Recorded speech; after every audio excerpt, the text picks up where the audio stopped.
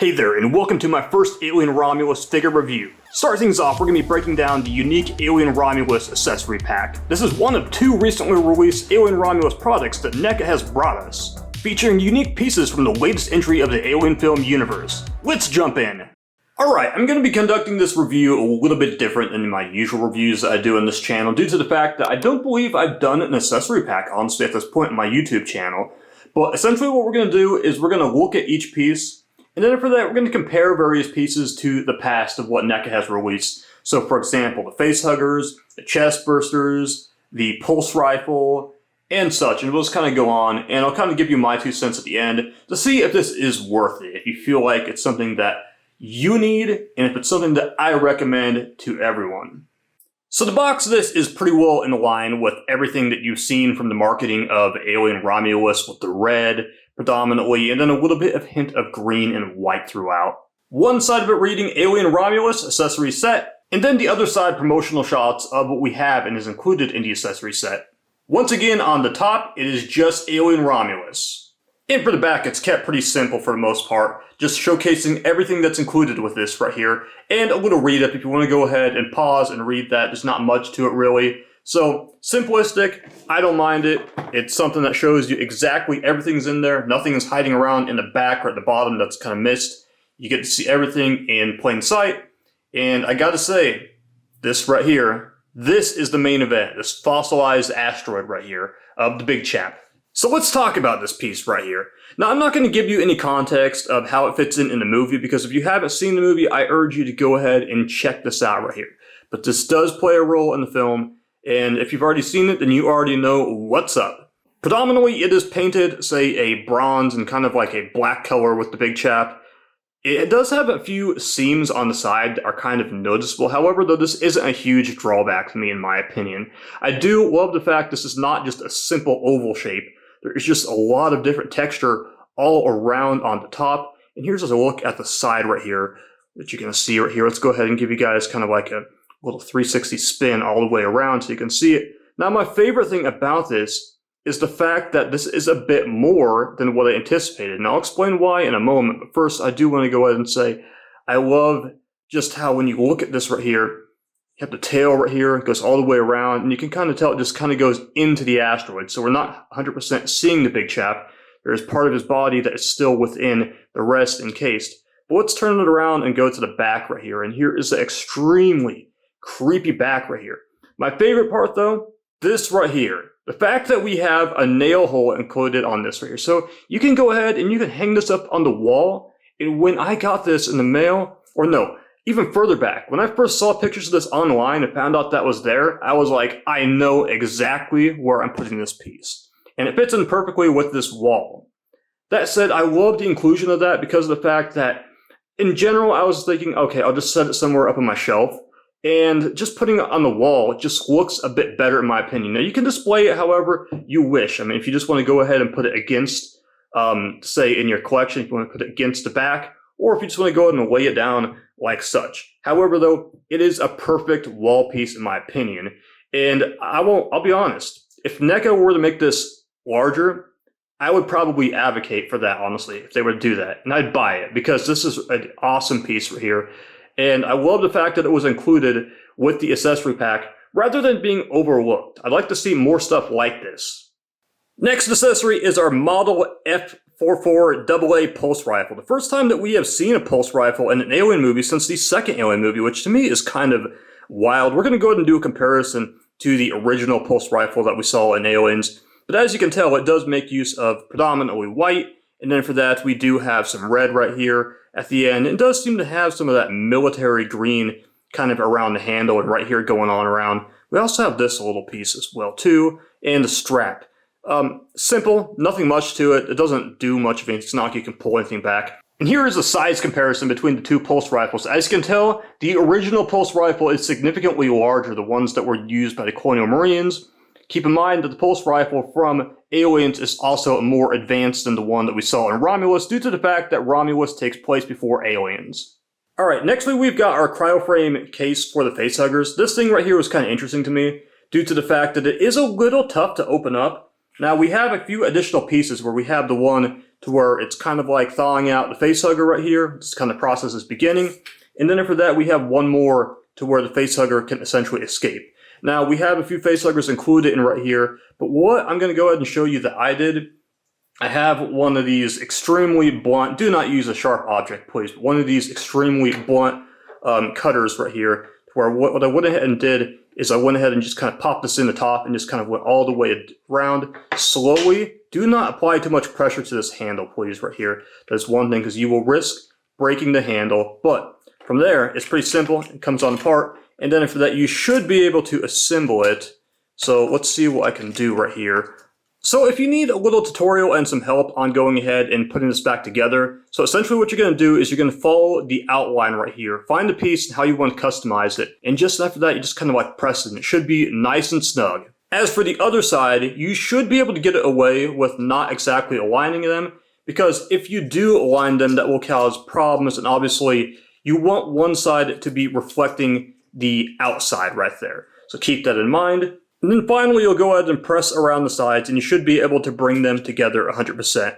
Now, if you remember when I put this together, these interior pieces, I didn't align them with the shape completely. Now, I'm going to show you why I personally didn't do that. Because if you look at the side right here, there is a nice little slit, a little opening right here. This will make things much easier the next go around when I go ahead and open this or switch out the interior pieces. So that's just my personal take, honestly, of how I did that. I favored that because it'll make it much easier. And honestly, as you work this, take it apart, put it back together, it'll get easier as time goes on. So up next, we're going to talk about the face huggers. The face huggers from this movie are extremely distinctive. Now, obviously, we have that kind of more cream color underneath, as you can tell on the digits, but it's painted over with a black, and as you can tell, there is a little bit of this fleshy red that is showing. Go ahead and take a look at this right here and kind of sink all that in. I love the transition right here on the digits from just that black back to the creamy color and then back to the black. It just looks great, honestly. Yes, I'll admittedly say that looks a little suggestive looking at that right there. But that is immensely detailed and it looks fantastic. And I gotta say that I think this is probably one of the best molds for a facehugger in years that NECA has done. Not a lot of issues with the quality of this, by the way, too. First comparison we're going to do is the Aliens facehugger. This facehugger has been predominantly featured with tons of releases throughout the years. Nextly, we have the Alien Covenant facehugger, which is probably my least favorite design of all time, and I also feel like this one had a lot of quality issues when it released back in 2017. Nextly, we have the original facehugger from Alien 1, and then we have the Royal facehugger, which was featured in the assembly cut of Alien 3. Now, in this pack, we do have two chest bursters. There is something I want to go ahead and point out about these guys. First of all, I do want to go ahead and say they're not really too uniquely painted. I mean, it's just a pretty simple chest burster color. No blood, no nothing, not a lot of shading exactly. So there's one drawback I do want to go ahead and say. And I really do like this variant right here that we have. As you can tell, it does have those more metallic teeth. But one quality issue I am seeing right off the bat is we do have the bendy wire already showing. Now, I haven't even articulated this, so that is one thing that does kind of annoy me a little bit. But the reason why I would have passed is due to the fact that Scorched Xenomorph actually includes this exact same mold of a chest burster, so it's not a huge drawback. But let's go ahead and draw comparisons to the past chest burster releases.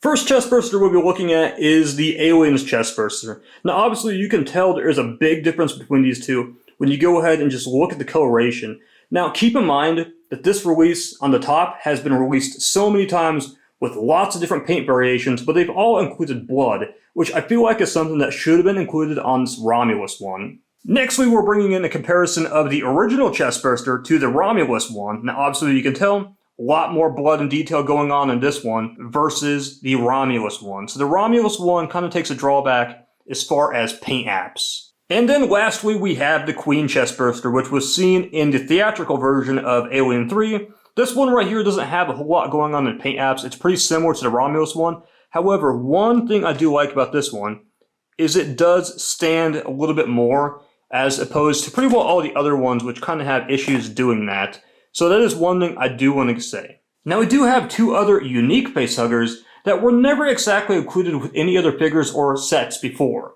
What I will go ahead and say is this one is you can put on your action figures. At the end of this video, I'll go ahead and show you how that works. But first of all, let's talk about this one right here. This one, to me, in my opinion, is more of a post-impregnation facehugger where it's just all curled up or it's been shot and dead. That's just the way I see this one, honestly. Very cool to see this. I would like to see them revisit the old facehuggers with a similar sculpt and mold, because the more, the better. And as we return back to this one right here, as you can tell, it is a lot more pliable. So let's go ahead and find a few action figures and just see how it works. Alright, here we are with subject number 1, Marty McFly and the Facehugger. Great Scott! So, basically right here, any normal-sized human action figure you can get this facehugger onto. And we're going to go ahead and take things up a notch in a moment. But beforehand, we've never seen anything like this from NECA. And I love the fact that they explored this. In the past, I cannot remember which action figure it was, but I believe they had a facehugger sculpted onto the face of one of the characters that they couldn't use the likeness of. I'm drawing a blank right now. I'll put it up on the screen in post-production. But that was the first time we saw anything like that. But the fact that we can take this off and put this back on just seamlessly is a great step forward. So now, let's go bigger. Let's try a space engineer. Successful test. It does work on a space engineer. So you should be able to get it onto any human-like action figure. Barring the fact that, you might have characters that might have longer hair that might kind of interfere. However, though, it should in general go on any face. Now, as for the Predators, I don't think we're going to have much luck. But for you guys, I'm going to try it. Let's give it a shot. So here we are with the Predator that I felt like was probably the best to try this with. Now, does it work? Kind of. I feel like in the future we need a facehugger that's a little bit more modified to wrap around the face of the Predator. However, though, it's pretty good, though. I tried this with the Feral Predator off camera, even if I removed the mandibles. However, his neck was so thick, plus his dreadlocks and those spikes that were on the back of the Feral just fought me, and I just determined it's not going to work. So any of those Predators with the smaller heads, with the closed mandibles, you should be able to get it onto, and it doesn't look bad. So now the final verdict. Was this pack worth it for $40? Personally, I love the fossilized asteroid. It's awesome, extremely detailed. However, though, I will say for any of your more casual buyers, there might not be entirely a draw to this due to the fact it's just accessories, and people might be more sold on an actual xenomorph figure, rather than just a fossilized statue that you go ahead and put on the wall. Overall, though, I think it does pass really well for $40. Once again, I will reiterate, though, this might not be for everyone. Now, if you are curious, and you want at least like the facehugger and the chest burster, that is included with the Scorched Xenomorph, which I'll be reviewing next. That goes for about the same price, too, as well for $40. So pick or choose how you want to spend your money, or just go ahead and get both. For me, I wanted to complete the set for what's out now, and I went ahead and got both the action figure and the accessory pack, so I could get a good clean start to the Alien Romulus releases. This has been Glenn Destruction with yet another review on this channel. Be sure to check out my other reviews and my movie reviews, and if you're a Godzilla fan, there is something on the way that might interest you that's going to be dropping soon.